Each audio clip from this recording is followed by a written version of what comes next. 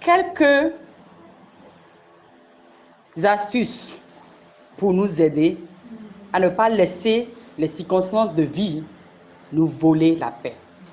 Qu'est-ce qui peut voler la paix dans la vie d'une personne? La jalousie peut voler la paix dans votre vie. Alléluia.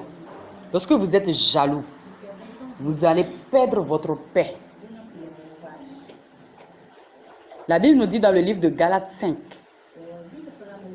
que nous devons enlever de notre vie toutes les choses, l'amertume, l'animosité et la jalousie. Donc lorsque vous avez la jalousie, vous avez l'amertume, le ressentiment dans votre vie, ça va voler votre paix. Le non-pardon vole votre paix. L'orgueil vole votre paix. Donc ces choses-là, ne le laissez pas dans votre cœur. Demandez l'aide de Dieu. Criez à Dieu pour qu'il vous aide à vous débarrasser de ces choses.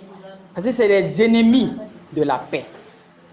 La jalousie, l'orgueil, l'amertume, le manque de pardon, le manque d'humilité sont les ennemis de la paix.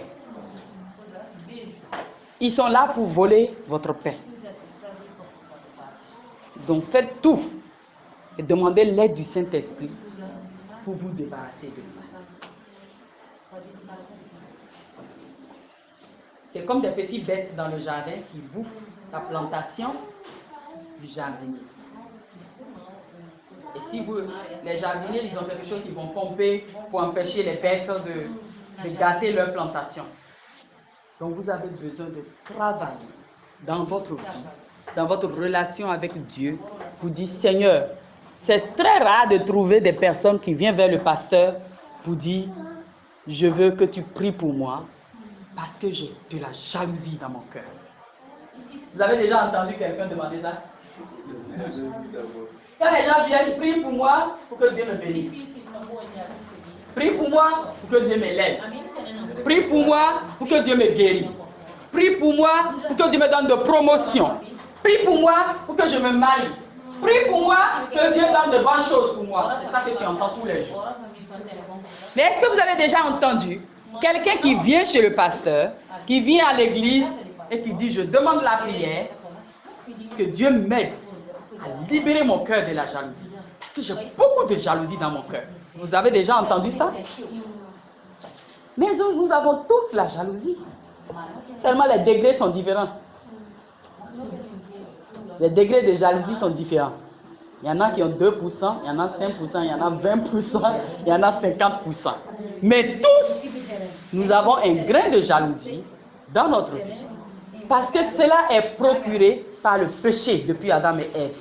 La jalousie, l'amertume, l'orgueil. Tout le monde a ça. Donc je parle de la connaissance qui conserve la paix. Donc tu dois avoir la connaissance que je ne suis pas épargné de la jalousie. Je ne suis pas épargné de l'orgueil. Il faut avoir cette connaissance que l'orgueil, la jalousie, toutes les mauvaises choses que l'homme peut vivre, nous en avons tous reçu au travers du péché depuis Adam et Ève. Donc cette connaissance te donne la tranquillité de savoir que tu es un homme et que tu n'es pas Superman. Tu as la possibilité chaque jour de ta vie de confronter la jalousie, de confronter l'orgueil, de confronter à l'amertume. Maintenant, il faut comprendre avec Dieu comment je vais gérer ça. Mais si tu dis que non, moi je suis humble, cette pensée de ce que tu es humble va t'empêcher de travailler à l'humilité. Donc il faut avoir la connaissance que nous avons tous goûté à ces mauvaises choses par le péché et nous avons besoin du Saint-Esprit pour nous débarrasser de ces choses-là. Alléluia. Et nous devons travailler pour ôter de notre vie l'orgueil, la jalousie et l'amertume.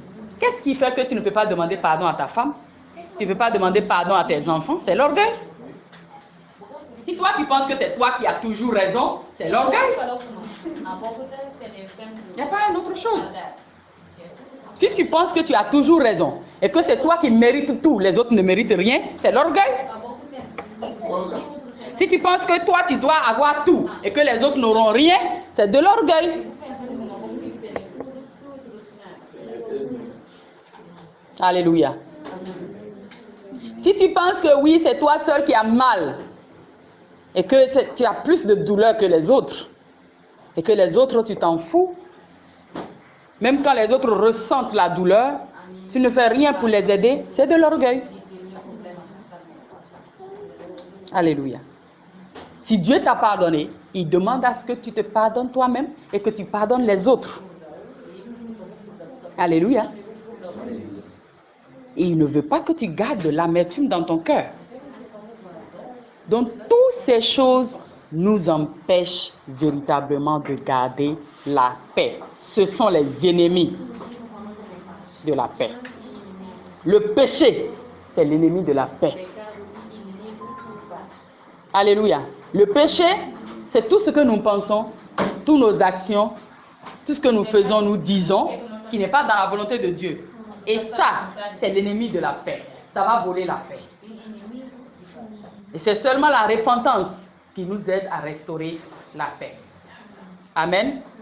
Donc que le Seigneur nous aide dans son amour et dans sa bonté de le comprendre et de le connaître profondément. Nous lisons dans 1 Timothée chapitre 6 verset 6. Il y a quelque chose aussi qui vole la paix. Et que ce verset nous dit. Oui, 1 Timothée 6, 6. Tu peux bûcher ce verset-là même. C'est en effet une grande source de gain de la piété avec le contentement. La piété avec le contentement. Le mot contentement dans ce verset est très important. Quand tu ne te contentes pas de ce que Dieu t'a donné maintenant, ça vole la paix. Ça, c'est le grand problème des chrétiens. Alléluia. Saint-Esprit, aide-moi à développer ça. Ça, c'est le grand problème des chrétiens, le contentement. Ça veut dire quoi?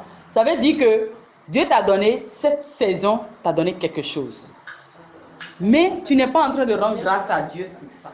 Tu n'es pas en train de concentrer sur jouir de ça, être dans la joie pour ça, être reconnaissant pour ça. Et tu ne regardes même pas ça pour être reconnaissant, pour être content de ce que Dieu t'a donné. Mais tu regardes seulement ce que les autres ont. Ce que les autres ont. Ce que les autres ont. Ça vole la paix chez les chrétiens. Alléluia. Maintenant, ce que les autres ont là, pour t'aider à mieux comprendre, ce que les autres ont, que tu es en train de convoiter, que tu ne peux même pas concentrer sur ce que Dieu est en train de faire dans ta vie maintenant, pour être dans la joie, être dans la reconnaissance. Est-ce que tu sais comment ils ont eu ça? Est-ce que tu sais comment ils ont eu ce qu'ils ont? Tu ne sais pas? Alléluia. Tu ne sais pas comment ils ont eu ça.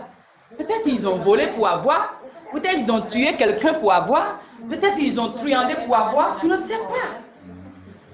Ce que tu es en train de convoiter, qui vole ta paix, que tu ne te contentes pas de ta vie présente, tu ne sais même pas comment ils ont eu ça. La Bible dit la fin de toute chose vaut mieux que son commencement. Il y a des gens que tu appelles riches aujourd'hui, attends la fin. Alléluia. Il y a des gens que toi tu ne peux pas rendre grâce à Dieu, être reconnaissant à Dieu, pour louer le Seigneur, parce que tu as bu de l'eau, tu as mangé, tiens, et puis tu es dans la paix, tu n'as pas de dette, tu n'es pas malade, tu as le Saint-Esprit, tu as la joie du Seigneur. Tu ne peux pas te contenter de ça ou être reconnaissant à Dieu, être dans la joie. Tu veux regarder les autres, mais tu ne sais pas comment ils sont arrivés là où ils sont. Tu veux rentrer dans leurs problèmes. Tu ne connais pas la source de leur richesse. Même le mot richesse là, il faut bien définir ça pour que ça ne vole pas notre paix. Le mot richesse, ça vole la paix. Si on ne donne pas une bonne définition à la richesse, ça vole la paix. Si quelqu'un se comporte, fait des manières comme si oui, toi tu es pauvre et que lui il est riche, et si tu ne donnes pas une bonne définition à ce mot richesse, ça va voler ta paix. Tu vas devenir triste. Tu vas devenir amer. On peut être riche mentalement. La richesse, ce n'est pas seulement les finances et les matériels. Quand tu es en bonne santé à 100%, tu es riche en santé. Alléluia. Au moment où il y a les gens que chaque jour ils doivent aller à l'hôpital, chaque jour ils doivent prendre des médicaments, chaque jour ils doivent faire dialyse, chaque jour ils doivent changer son sang, chaque jour ils doivent faire quelque chose. Toi, tu es en train de te plaindre que tu es pauvre, tu es en train de pleurnicher, tu ne contentes pas de cette santé que Dieu t'a donnée pour être reconnaissant, mais tu regardes seulement les choses que tu n'as pas. Tu ne te contentes pas de cette santé que Dieu te donne. Va à l'hôpital, tu vas comprendre ce que je dis. Tu es riche dans la santé. Alléluia. Quand tu es debout comme ça là, tu es riche dans la santé. Donc quand quelqu'un te parle de la richesse, il faut avoir la connaissance de bien définir. Qu'est-ce qu'il dit? Pour être solide dans ta paix et dans ta joie. Il dit quoi? J'ai de la richesse en Jésus-Christ par la paix de Christ en moi. Il y a des gens, un peu de choses, ils sont dépressifs. Petite circonstance de la vie, petit problème de la vie, il ne peut pas dormir, il est dépressif. Il faut qu'il prenne des médicaments avant de dormir. Il faut qu'il voie des psychologues. Mais toi, tu as des problèmes, des tas de situations. Mais tu dis, Seigneur Jésus, je te dis merci. Malgré tous les problèmes là, tu déposes tout à la croix et tu fais pouf sur ton lit, tu dors. Mais tu es riche. Alléluia. Mais tu es riche. Tu veux quoi pour être riche? Tu es riche. Par rapport au riche qui ne peut même pas dormir 2 heures de temps la nuit, il est en train d'appeler les gens, courir, il est stressé pour tout. Et toi, pouf, parce que tu as confié tout à Dieu. Tu sais que Dieu va déterminer ça, il va agir dans ça. Tu es riche. Donc ne laisse personne définir ta richesse. La richesse, elle est de différentes façons. Le courage que tu as d'affronter les circonstances de la vie, c'est de la richesse. On n'a pas tous le même courage. Moi, il y a des gens qui me voient qui pleurent pour moi. Mais je bénis Dieu que j'ai de la richesse, du courage pour traverser mon épreuve, à moi. Jusqu'à ce que Dieu agit. Et il y a des gens qui pleurent pour moi. Mais moi, Dieu m'a donné le courage. C'est une richesse. C'est pas moi qui a produit ça, c'est lui qui m'a donné. Alléluia. Tu as déjà vu des choses que tu traverses, que quelqu'un fait pitié pour ta vie, que quelqu'un pleure pour ta vie, se lamente pour ta vie, mais toi-même, ce degré de puissance que la personne a pour toi, toi-même tu n'as pas ça. C'est ça que Dieu m'a fait. C'est ça que Dieu t'a donné le courage pour traverser ça. Il y a des gens qui vont dire que la vie que vous vivez en Afrique, là, nous on ne peut jamais vivre ça. Mais Dieu vous a donné le courage, la force de vivre ça. C'est la richesse. Dis, je suis riche en Christ. Alléluia. C'est de la richesse. C'est de la richesse. Donc nous devons nous contenter de ce que Dieu fait dans notre vie. Mais vouloir à tout prix ce que nous n'avons pas maintenant, ça vole notre paix, ça prend beaucoup d'énergie, ça nous stresse, ça nous fatigue dans le vide. Depuis que tu es en train de t'inquiéter pour les choses que tu n'as pas là, est-ce que c'est arrivé? Ce n'est pas arrivé. Ça te donne seulement des maladies, ça te donne la fatigue. Tu es fatigué spirituellement. Rends grâce à Dieu pour ce que tu as maintenant. Et fais-lui confiance pour le reste. Alléluia. Rends-lui grâce pour le reste. Et il le fera. Alléluia. J'espère que tu as bien compris qu'est-ce que tu dois faire pour la paix. Tu as bien compris qu'est-ce que tu ne dois pas faire pour que ta paix puisse rester. Et tu as grandi aussi dans la connaissance de comment est-ce que tu peux conserver cette paix que Dieu t'a donnée. Parce que chaque jour nous apprenons. Et moi je veux dire merci à Dieu. Je veux rendre grâce à Dieu pour chaque jour. Tout ce qu'il fait dans ma vie, dans ma famille, autour de moi. Quand quelqu'un vient vers moi avec son problème, Dieu me donne la sagesse, le courage de l'encourager.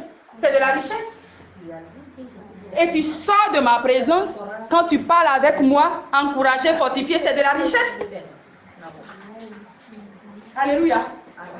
tu ne viens pas triste et que tu pars triste, Dieu me donne des paroles. Il me donne la force, des conseils qu'il faut pour que toi tu puisses repartir joyeux. C'est de la richesse. Celui qui a construit son château n'a rien à comparer à ma vie. Il faut que tu comprends que tu as de la richesse. Nous avons tellement de la richesse en tant qu'enfants de Dieu.